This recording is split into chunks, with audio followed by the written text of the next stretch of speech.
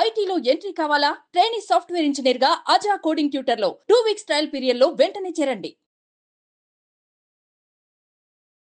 Welcome to Suman TV. నేను మీ Suman TV Nag. Kolkata ఇన్సిడెంట్కి సంబంధించినటువంటి వాటిల్లో సుప్రీంకోర్టు ట్రయల్స్లో ఉండి కొన్ని కీలక విషయాలు ఈ రోజుకి బయటికి రావడం జరిగింది. వాటికి సంబంధించినటువంటి అప్డేట్స్ ఏంటి, ఏ విధంగా ఉన్నాయి అనేది ఈరోజు మనతో పాటు హైకోర్టు అడ్వకేట్ రవీంద్రనాథ్ గారు ఉన్నారు. వారి మాటలను తెలుసుకుందాం. Hello sir.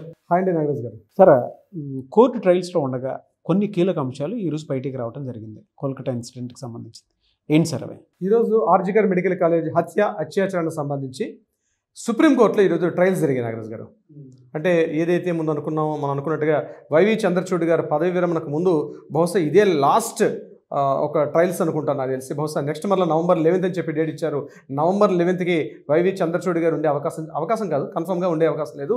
దిస్ ఈజ్ ఈరోజు చాలా లాస్ట్. సో యావత్ ప్రజానికం కూడా, యావత్ దేశం, ప్రపంచం మొత్తం కూడా ఈ ఆర్జికర్ మెడికల్ కాలేజ్ సంబంధించి ఏమైనా కొత్త ఒక జడ్జిమెంట్ వచ్చే అవకాశం ఉంటుందని చెప్పి చాలా వరకు అందరం వెయిట్ చేసాం.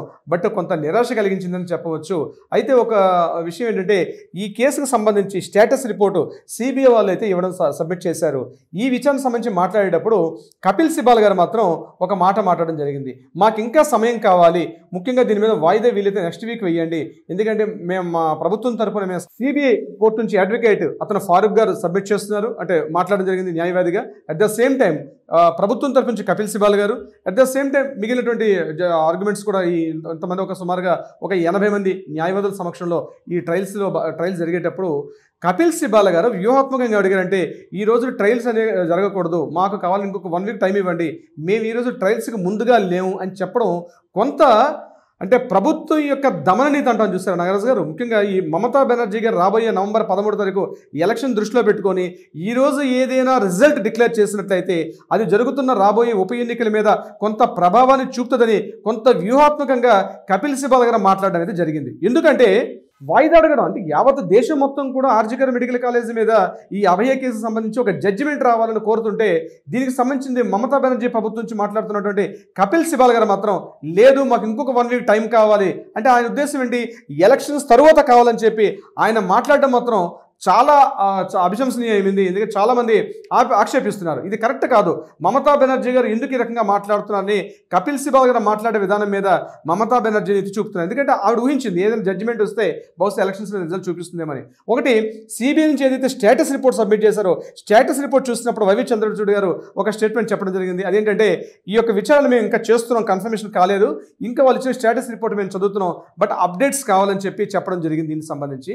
బట్ కీలకమైన ఆధారాలు అయితే మాకు లభించే ఆ తొందరలోనే మేము ఈ యొక్క స్టడీ చేసి రిజల్ట్ డిక్లేర్ చేసే పనిలో ఉన్నామని చెప్పడం అయితే జరిగింది. మరొకటి ఎన్టీఎఫ్ నేషనల్ టాస్క్ ఫోర్స్ సంబంధించి అంటే August 21 నుండి జరిగినటువంటి ఫస్ట్ విచారణ స్వీకరించినప్పుడు సుప్రీంకోర్టు ఒక గైడ్లైన్స్ ఇచ్చారు. గైడ్లైన్స్ ప్రకారం ఎన్టీఎఫ్ ఏర్పడింది. ఆ ఎన్టీఎఫ్లో కీలకంగా 10 మంది సభ్యులు ఉన్నారు. ఆ 10 మంది సభ్యులు ఈరోజు 86 రోజుల తర్వాత ఈరోజు తమ మొదటి నివేదికను సమర్పించారు. నివేదిక సమర్పించిన తర్వాత ఈ మొదటి నివేదిక ఏదైతే ఉందో టోటల్గా దేశవ్యాప్తంగా ఉన్నటువంటి అన్ని రాష్ట్రాల కార్యదర్శులకి, అన్ని రాష్ట్రాల ముఖ్యమంత్రులకి, అన్ని రాష్ట్రాల ఈ కేసుకు సంబంధించి ఎవరైతే మాట్లాడుతున్నారో న్యాయవాదులకు కూడా కాపీలు సమర్పించారు. దీని మీద మీరు ఏమైనా ఒక రివ్యూస్ ఏమైనా ఉంటే, కరెక్షన్స్ కానీ కొత్తగా ఏమైనా ఇంప్లిమెంటేషన్స్, యాడాన్స్ కానీ కరెక్షన్స్ ఏమైనా ఇవ్వమని చెప్పి చంద్రచూడ్ గారు ఒక రిఫరెన్స్ ఇవ్వడం జరిగింది.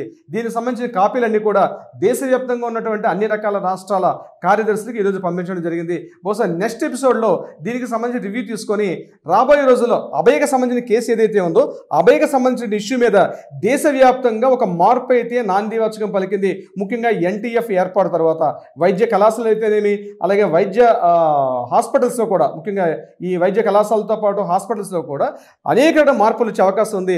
అందులో కీలకమైన విషయాల మీద కొంత డిస్కషన్ చేసినప్పుడు కూడా అవి రివీల్ చేయకూడదు, రాష్ట్ర వ్యాప్తంగా కార్యదర్శులు రిలీజ్ చేస్తే తప్పించి మేము డైరెక్ట్గా నివేదికని చెప్పడం జరగదని చెప్పి అక్కడ మీడియా మిత్రులతో వాళ్ళు మాట్లాడడం కూడా జరిగింది. అయితే ఎనీవే ఒక పెద్ద భారీ మార్పు అయితే మాత్రం దేశవ్యాప్తంగా వైద్య కళాశాలకు ఒక పెద్ద భారీ మార్పు వచ్చే అవకాశం అయితే ఉంది ఈ ఎన్టీఎఫ్ నివేదిక ద్వారా. ఇక ఈ రెండేలా ఉంటుండగా మూడోది ఏంటంటే, ఇక్కడ కోర్టు సెల్డా కోర్టు సుప్రీంకోర్టు కూడా, సెల్డా హైకోర్టులో కూడా ఒక డిస్కషన్ జరిగింది. ముఖ్యంగా ఈ కేసు సంబంధించి అట్ ద సేమ్ టైం సుప్రీంకోర్టులో ఏదైతే ట్రయల్స్ అవుతున్నాయో అట్ ద సేమ్ టైం హైకోర్టులో కూడా జరిగింది. సంజయ్ రాయ్కి దీనికి సంబంధించిన డిస్కషన్స్ విషయంలో సెల్డా కోర్టు క్లియర్గా చెప్పడం జరిగింది. ఈ యొక్క సంజయ్ రాయ్ ప్రధాన నిందితుడిగా ఉన్నట్టుగా డిస్కషన్స్ ట్రయల్స్ జరుగుతున్నట్టుగా కూడా బయటకు వచ్చిన మీడియా కథలో కొంతవరకు తెలుస్తుంది. ఇక్కడ సెల్డా సెషన్స్ కోర్టులో జరుగుతుండగానే at the same time Calcutta హైకోర్టులో కూడా దీని మీద విచారణ జరిగింది. ముఖ్యంగా సందీప్ ఘోష్ మీద, అదేవిధంగా అభిజిత్ మండలి మీద ఉన్నటువంటి ఈ కేసుకు సంబంధించిన ఎఫ్ఐఆర్ మీద ఉన్నటువంటి దర్యాప్తు కూడా కొంత డిస్కషన్స్, ప్రాసిక్యూషన్స్ కూడా చేయడం జరిగింది. అయితే ఒకే రోజు అటు సెషన్స్ కోర్టులోను, హైకోర్టులోను, సుప్రీంకోర్టులో కూడా 3 కోర్టులో కూడా ఈరోజు కీలకంగా చాలా డిస్కషన్ జరిగింది. బహుశా ఏదైనా జడ్జిమెంట్ వస్తుందేమో అని చాలా మంది ఆశించాం ఈరోజు రాత్రి వరకు కూడా. బట్ ఈ క్షణం వరకు మాత్రం సుప్రీంకోర్టు మళ్ళా నవంబర్ 11th 11వ తారీఖు చేస్తామని చెప్తూ సుప్రీంకోర్టు నవంబర్ 11 నుంచి కంటిన్యూగా ఇక విచారణ ఉంటుంది అని చెప్పి ఒక ఇన్ఫర్మేషన్ కూడా చెప్పడం జరిగింది. అట్ ద సేమ్ టైం ఏదైతే నవంబర్ 11th నుంచి కంటిన్యూ ప్రాసిక్యూషన్ ట్రయల్స్ ఉంటాయని చెప్తున్నారో అదేవిధంగా ఇక్కడ మొన్న సెషన్స్ కోర్టులో కూడా నవంబర్ 11th నుంచి ఉన్నాయని చెప్తున్నారు. అంటే అట్ ద సేమ్ టైం ఈ జస్టిస్ అభయ కేసు సంబంధించి అటు సెషన్స్ కోర్టులోను, అదేవిధంగా హైకోర్టులోను, సుప్రీంకోర్టులో కూడా 3 కోర్టుల్లో కూడా ఒకే రోజు ట్రయల్స్ జరగడం అనేది ఇది నిజంగా దేశవ్యాప్తంగా ఉన్నటువంటి మొట్టమొదటి ఇటువంటి సంఘటన. అంటే ఏ కేసు సంబంధించి డిఫరెంట్గా జరిగేది తప్ప ఒకవేళ లోవర్ కోర్టులో ఒకవేళ డిస్మిస్ అయితే హైకోర్టుకి మళ్ళీ మనం పర్మిషన్స్ పెట్టుకోవడం ఇట్లాంటివి జరిగేది. కానీ అభయకి సంబంధించి గుడ్డులో మెల్ల అన్నటువంటి విషయం ఏంటంటే ఒకేసారి ఈ కేసుకు సంబంధించి సెషన్స్ కోర్టులోను, హైకోర్టులోను, సుప్రీంకోర్టులో కూడా ఒకే రోజు డిస్కషన్స్, విచారణ జరగడం అనేది ముఖ్యంగా యంత్రాంగానికి, బ్యూరోక్రాట్స్కి, సిబిఐ యంత్రాంగం మాత్రం పరిగెత్తించేంత పనిచేసాయి. మొత్తానికి జ్యుడిషియల్ వ్యవస్థ మాత్రం మేము ఉన్నామని చెప్పడంలో మాత్రం ఒకేసారి జరగడం ఒక కొత్త మార్పుకి అయితే మాత్రం డెఫినెట్గా జరిగిందని చెప్పుకోవచ్చు. దీనికి సంబంధించి ఈరోజు జూనియర్ డాక్టర్స్ మాత్రం ఎస్ఎల్ఎన్ దగ్గర కంటిన్యూగా వాళ్ళొక నిరసన తెలిపారు. ఎట్టి పరిస్థితుల్లో మాకు ఈరోజు జడ్జిమెంట్ కావాల్సిందే, ఎందుకంటే మేము ఇంకా వెయిట్ చేసే పరిస్థితులు లేము. మమతా బెనర్జీ కంప్లీట్గా టర్న్ చేసుకుంటున్నారు కాబట్టి ఈ రోజు జడ్జిమెంట్ కావాలని చెప్పి ఈరోజు సాయంత్రం 6 గంటల వరకు కూడా కంటిన్యూగా వాళ్ళు నిరసనలు తెలిపినప్పటికీ కూడా ఈ విచారణ రేపు నవంబర్ 11th వాయిదా వేయడం జరిగింది. నాగరాజ్ గారు, ఇవాళ స్టేట్ గవర్నమెంట్ అలాంటి ఇన్ఫ్లుయెన్సెస్ని కోర్టుల దాకా తీసుకెళ్ళేంత జరుగుతుంది అని అంటే మేము రెడీగా లేమంటే దాని అర్థం అది దేశం మొత్తం చూస్తుంది. లిటరలీ మమతా బెనర్జీ గవర్నమెంట్కి మాత్రం ఇది ఒక మచ్చలా మిగిలిపోయేటువంటి అంశం. అండ్ ప్రజలు కూడా హర్షించే దాంట్లో అయితే లేరు ఇటువంటి వాటికి. చివరిగా ఒక ఇంపార్టెంట్ న్యూస్ ఏం జరిగిందంటే లాస్ట్లో ఈవినింగ్ 5:30 ఒక రివీల్ అయిన న్యూస్ ఏంటంటే అభయ తల్లిదండ్రులు ఒక లెటర్ రాశారు, అమిత్ షా గారికి లెటర్ రాశారు. మీరు ఎప్పుడైనా టైం ఇస్తే మేము మీతో ఒక అపాయింట్మెంట్ ఇవ్వమని చెప్పి అడగడం జరిగింది. కేంద్ర హోంశాఖ మంత్రి అయినటువంటి అమిత్ షా గారు కూడా దీని మీద ఒక రెస్పాండ్ అవ్వడం, అది కూడా ప్రత్యేకంగా లెటర్ రాసి మేము మీతో ఒక టైం ఇస్తాం, తొందరలోనే మీతో కలుస్తా అని చెప్పి అమిత్ షా గారు రెస్పాండ్ అవ్వడం మాత్రం కొంతవరకు ఏదో బెటర్ అన్నట్టుగా కనిపిస్తుంది. బహుశా ఇది ఎలక్షన్స్ అంట లేకపోతే రియల్గా ఉన్నదన్నది ఎలక్షన్ దృష్టిలో పెట్టుకుని అమిత్ షా గారు లెటర్ రాశారా లేదా రియల్గానే ఈ విషయం మీద అంత కేసు సీరియస్గా చేస్తున్నారన్నది కోసం మనం తొందరలో తెలుస్తుంది. నాగరాజ్ గారు, నాకైతే చాలా బాధగా ఉంది సార్. అసలు అంటే మనం మాట్లాడుకుంటున్నాము, డిస్కషన్, మనకి ఇన్ఫర్మేషన్ ఎప్పటికప్పుడు మనం దాని మీద స్టడీ చేసాం కాబట్టి ఇవ్వగలుగుతున్నాము. ఓకే, న్యాయం కోసం మనతో పాటు ఎదురు చూసేటువంటి వాళ్ళు ఉంటారు చూసారా చాలామంది. లోపల ఎలా ఉందనంటే అరే ఇంత పెద్ద టెక్నాలజీ, ఇంత పెద్ద వ్యవస్థ పెరిగింది, న్యాయ వ్యవస్థ కూడా అప్డేట్ అయింది, అట్ ద సేమ్ టైం అంటే బిఎన్ఎస్ కూడా వచ్చేసింది కదా. మామూలుగా చెప్తున్నాను మీకు, ఇంకా దీంట్లో ఇన్ఫ్లుయెన్సెస్ జరుగుతుంది అని అంటే సామాన్య ప్రజలకు కూడా తెలియనటువంటి ఒక భయాందోళన డెఫినెట్గా ఉంటుందండి.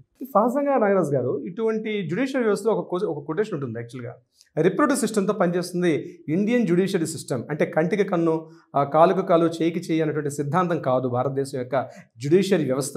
పరివర్తన సిద్ధాంతం, అంటే నేరస్తుడు కూడా పరివర్తన చెయ్యాలి అనే సిద్ధాంతంతో ఆ రోజు డాక్టర్ బిఆర్ అంబేద్కర్ గారు రాసినటువంటి ఈ న్యాయశాఖ గ్రంథాలన్నీ కూడా ఉంటాయి. ఈవెందో మీరు చెప్పినటువంటి సిఆర్పిసి అయినా, ఐపీసీ అయినా, బిఎన్ఎస్ అయినా, ఇవన్నీ కూడా నేరస్తుల్లో పరివర్తన చెందాలి అన్నటువంటి ఉద్దేశంతో రాసుకున్నటువంటి మన యొక్క ఐపీసీ సెక్షన్స్ కానీ, ఈరోజు రాసుకునే బిఎన్ఎస్ సెక్షన్స్ కానీ, ఇది దేశవ్యాప్తంగా ఉన్న ప్రతి ఒక్క సిటిజన్ తెలుసుకోవాలి. మిగిలిన దుబాయ్ దేశాల్లోనూ, సౌదీ దేశాలు ఎలా ఉంటుందంటే కంటికి కన్ను, పంటికి కన్ను అని చెప్పి మార్క్సిస్ట్ వాదంగా గన్ థియరీ ఉంటుంది వాళ్ళకి. మనది గన్ థియరీ కాదు. భారతదేశం యొక్క జ్యుడిషియరీ వ్యవస్థ, న్యాయ వ్యవస్థ పరివర్తన సిద్ధాంతం అన్నటువంటి రిప్రొడ్యూటివ్ సిస్టమ్తో పనిచేస్తుంది. అందువల్ల మనకి ఇంత లేట్ అవుతుంది. అంటే యాజ్ అ ఇండియన్ సిటిజన్ ఈ సంఘటన జరిగిన తర్వాత అరే ఏదైనా జరిగితే బాగుండు, తొందరగా న్యాయం కావాలని కోరుకుంటాం. కానీ అక్కడ కోర్టు ట్రయల్స్, ప్రొసీడింగ్స్ ఇవన్నీ కూడా ఎలా ఉంటుందంటే నేరస్తుని ఐడెంటిఫై చేయడం పెద్ద ప్రొసీజరు, ఐడెంటిఫై చేసిన తర్వాత మరలా అతన్ని పరివర్తన చేయాలి అన్నటువంటి ఒక సిద్ధాంతం ద్వారా పనిచేస్తున్న వ్యవస్థ. కాబట్టి కరెక్టే సార్, అంటే మీరు చెప్పింది 100% కరెక్ట్. దానికి అగెనిస్ట్గా అని చెప్పేసి నేను అనట్లేదు. కాకపోతే ఏంటంటే ఇప్పుడున్న ఆ సిస్టమ్ అక్కడే వెస్ట్ బెంగాల్లో ఉండేటువంటిది ఏదైతే ఉందో, మమతా బెనర్జీ చేసేటువంటి ఇన్ఫ్లుయెన్స్, నెగ్లిజెన్స్ ఏదైతే ఉందో అది హర్షదాయకం కాదు అనేటువంటి విషయం నాకు బలంగా అనిపిస్తుంది అనమాట. ఎగ్జాక్ట్లీ ఆ మాత్రం కూడా స్టేట్ గవర్నమెంట్కి అక్కడ అనిపించట్లేదు. Being a home minister, being a CM, being a health minister, చాలా బాధాకరమైనటువంటి విషయం sir. Continue each and every ప్రింట్ని మనం ఫాలో అవుతున్నాం కాబట్టి మనకు తెలుస్తుంది. కానీ బయట నుంచి చూస్తే అనిపిస్తుంది నిజంగా ఆ అమ్మాయికి న్యాయం జరగాలి, అబ్బాయికి న్యాయం జరగాలి, ఎంత తొందరగా జరిగి ఒక మార్పు వస్తే బాగుంటుందని చెప్పి అందరూ ఆశిస్తున్నారు. అందులో ముఖ్యంగా మీరున్నారు, నేను కూడా యాజ్ ఇండియన్ సిటిజన్గా ఒక భారతదేశ పౌరులుగా మనం ఆశించేది ఏంటంటే తక్షణ న్యాయం కావాలని కోరుకుంటాం. మనం కూడా ఇన్ని ఫాస్ట్ ట్రాక్ కోర్ట్స్ వస్తున్నాయి కానీ ఇప్పటికి కూడా జ్యుడిషియల్ లేట్ అవుతుంది. అది కొంత బాధాకరమైన విషయం అయినప్పటికీ కూడా ఈ కేసులో ఇంత లేట్ జరగడం, ముఖ్యంగా మమతా బెనర్జీ ఒక దాన్ని ఏమంటారంటే ఆవిడ మిస్లీడ్ చేస్తుందా, మిస్గైడ్ చేస్తుంది అన్నటువంటి అనేక కోణాలు చూస్తా బహుశా చేస్తుందన్న ఫీలింగ్ కూడా పబ్లిక్లో రాకమానదు. ఏదేమైనా we demand justice, we want justice అండి. Thank you so much Ravindranath garu. Thank you so much Nagaraj గారు.